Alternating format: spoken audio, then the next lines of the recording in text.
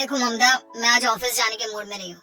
किसी का फोन आया ऑफिस से तो बोल देना कि मैं घर पर नहीं हूँ, किसी जरूरी काम से गांव गया हूँ।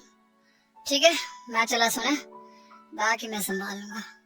ममता बेचारी, जैसा नाम वैसा ही नेचर।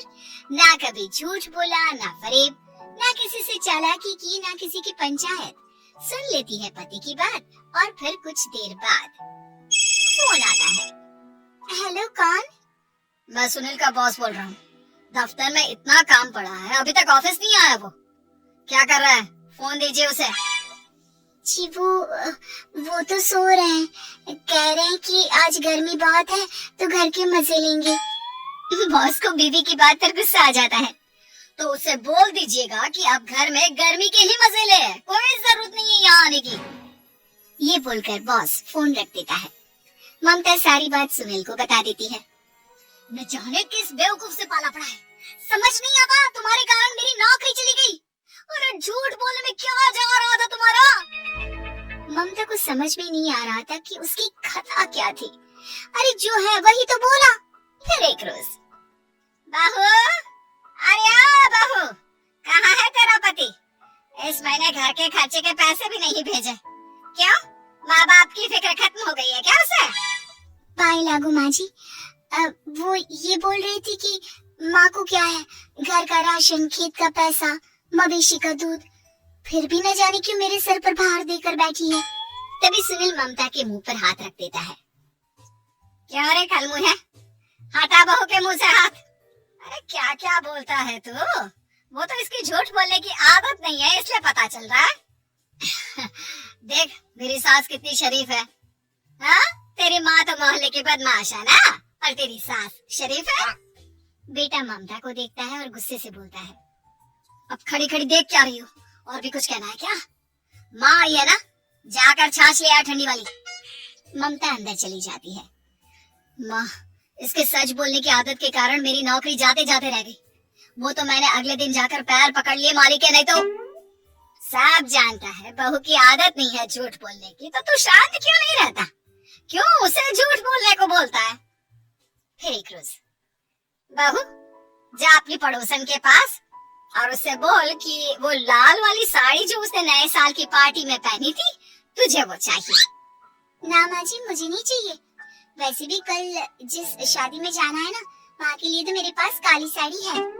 सास सर पर हाथ रखकर, अरे बुद्धू, मुझे चाहिए साड़ी। वैसे भी तुम लोगों में तो साड़ी का लेन देन चलता है ना, तेरी भी तो उसने पहनी थी ना। हाँ माँ जी, वो क्या है ना, हम दोनों के कपड़े एक दूसरे को आ जाते हैं। मैं ले आती हूँ आपके लिए साड़ी। बहू पड़ोसन के पास जाती है। कैसी हो निर्मला, तेरी लाल साड़ी चाहिए थी। क्यों? तू तो बोल रही थी कि तेरे पास काली वाली साड़ी है, तू वही पहनेगी, फिर लाल का क्या करेगी?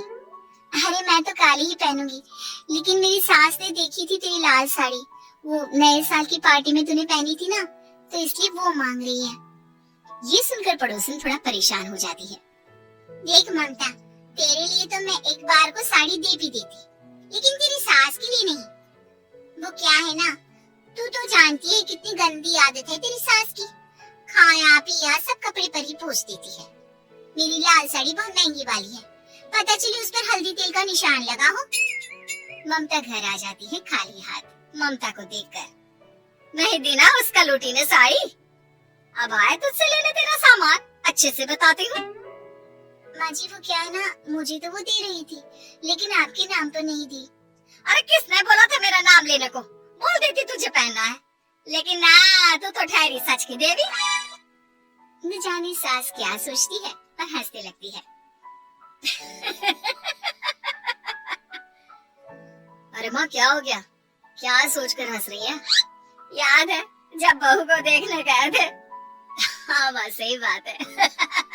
याद आ गया कैसे मेरी सास बाजार के खाने को बोल रही थी कि ममता ने बनाया है।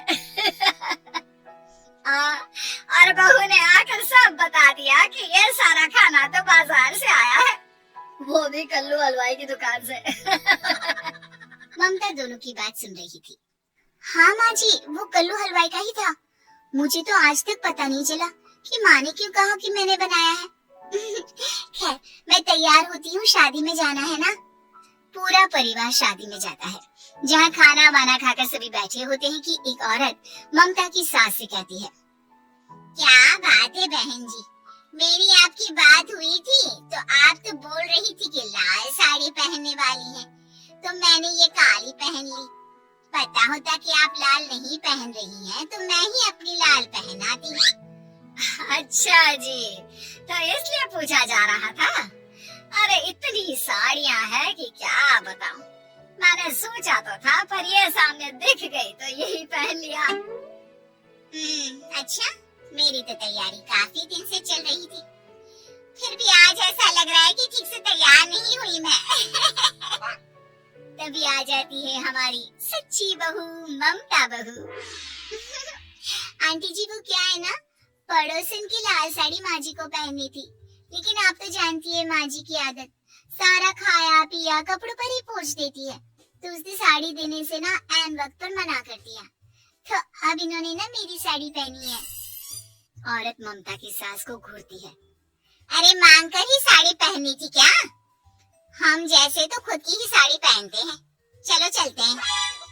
सास का गुस्सा अब ममता पर फूट पड़ता है। अरे क्या जरूरत थी ये बात सबसे कहने की। अरे घर की इज्जत का कोई ख्याल है कि नहीं तुझे? मैंने क्या बोल दिया माँ जी?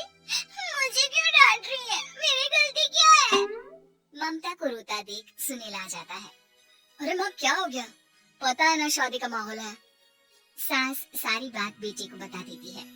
देख रहा है तेरी बहू का हाल। अरे इस लड़की को तो ये भी नहीं पता कि कब कहाँ क्या कैसे बोलना है। अरे लेकर जा इसे यहाँ से। सभी घर आ जाते हैं। सास का मुंह तो फुला ही रहता है कि एक दिन। चलो बेटा, बहुत दिन तुम लोगों के साथ रह ली, अब चलो। वैसे भी ऐसी बहू के साथ समय कैसे कटे, जो ना झूठ बोलती है ना लोगों की चुगली करती है। अरे गाँव में ही ठीक हूँ मैं, कम से कम 4 घर की खबर तो मिलती रहती है, वो भी मसाला डालकर। कैसी बात कर रही है माँ? अभी तो आई है, रह जाना, कितना अच्छा लगता है तेरे रहने से घर। तभी ममता आ जाती है। अच्छा लगता है, लेकिन आप तो बोल रहे थे कि न जाने कब तक रुकेगी, जाने का नाम ही नहीं ले रही। जाए तो कम से कम घर में थोड़ा सा फ्री सा तो फील करूं, यही बोल रहे थे कल माँ जी आपके लिए। सास बेटे को देखती है लेकिन क्या कहती बेचारी, जब अपना ही सिक्का खोटा हो। चली जाती है चुपचाप गांव। फिर एक रोज घर की घंटी बजती है, सामने खड़ा होता है सुनील का बॉस। सुनील है क्या घर में? वो क्या ना, मैं यहाँ से गुजर रहा था तो सोचा थोड़ा ऑफिस का काम डिस्कस कर लूं। ममता कुछ कहती कि तभी वहाँ सुनील आ जाता है। अरे बॉस आप आइए आइए। क्या बात है, घर तो बहुत सुंदर है। वैसे भाभी जी आपकी खूब बातें सुनी है कि आप कभी झूठ नहीं बोलती। ये तो पता नहीं, लेकिन हमेशा सिर्फ कुछ न कुछ ऐसा बोल देती हूँ जिससे परेशानी हो जाती है। मैं ऐसा नहीं चाहती, लेकिन क्या करूँ। खैर बॉस कुछ देर रुकता है, काम की बात होती है। ममता के साथ सब चाय पीते हैं और जैसे ही बॉस जाने को मुड़ता है कि क्या जी कितने नेक इंसान हैं, फालतू ही आप खड़ूस और निकम्मा बोलते हैं इन बॉस को। अब क्या बॉस के कान तक खुद के लिए अनमोल वचन पड़ जाते हैं और फिर ओह तो ये बात है। और क्या कहता है ये? अरे बॉस आप भी किसकी बात पर विश्वास कर रहे हैं? अरे इसे तो ये भी नहीं पता कि आलू प्याज कहाँ रखा है। अरे ये क्या जाने क्या बोलना है क्या नहीं बोलना है। मतलब जो मुंह में आ रहा है बोले जा रहा है। भाभी जी आप बताइए। नहीं बॉस, लग रहा है कि कुछ गलत बोल गई मैं।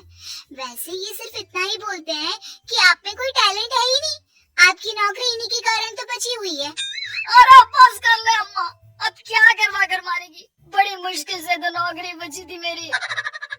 सही कहा, बची थी लेकिन अब निकल गई। तेरे टैलेंट के भरोसे चल रही है ना मेरी नौकरी, अब देख तू। अच्छा तो आप भी यही मानते हैं? वैसे ये बात तो है, सुनील काफी टैलेंटेड है। बॉस चला जाता है, सुनील सिर पकड़कर बैठ जाता है। माना सच बोलना एक अच्छी आदत है, लेकिन ममता आज का समय ऐसा नहीं है। तुझे थोड़ा सा समाज को देखकर खुद को बदलना होगा, समझी? जी मुझे तो पता ही नहीं चलता कि मैं क्या गलत कर रही हूँ। यकीन मानिए मैं जानबूझकर नहीं करती। सुनील सोच लेता है कि वो किसी न किसी तरह अपनी बीवी के इस भोलेपन का इलाज करके रहेगा, लेकिन सवाल ये कि कैसे का जवाब अब मिल जाता है। और फिर एक रोज ममता की माँ आती है। ममता, तुझे तो पता है तेरे पापा का काम ठीक नहीं चल रहा है, कुछ पैसों की जरूरत थी, तेरे पास हो तो मदद कर दे बेटा। ममता माँ को घर खर्चे से बचाए पैसे दे देती है। पैसे देने के बाद सुनील आ जाता है। अरे सासू माँ, आज यहाँ कैसे आना हुआ? नहीं बेटा, वो ममता की याद आ रही थी ना तो आ गई। वो क्या है ना, पता है पापा का काम ठीक नहीं चल रहा है, तो माँ कुछ पैसे लेने आई थी। क्यों? यहाँ क्या पैसे का पेड़ होगा? अरे कौन सी माँ अपनी बेटी के ससुराल का खाती है? कोई जरूरत नहीं है पैसे देने की। वापस कर दो माँ जी पैसे और निकलो यहाँ से। आगे से यहाँ पैसे लेने नहीं आना। सुनील ये बोलकर निकल जाता है। उसके जाने के बाद, बेटा ममता, तूने मेरी बेइज्जती कराने के लिए यहाँ बुलाया था क्या?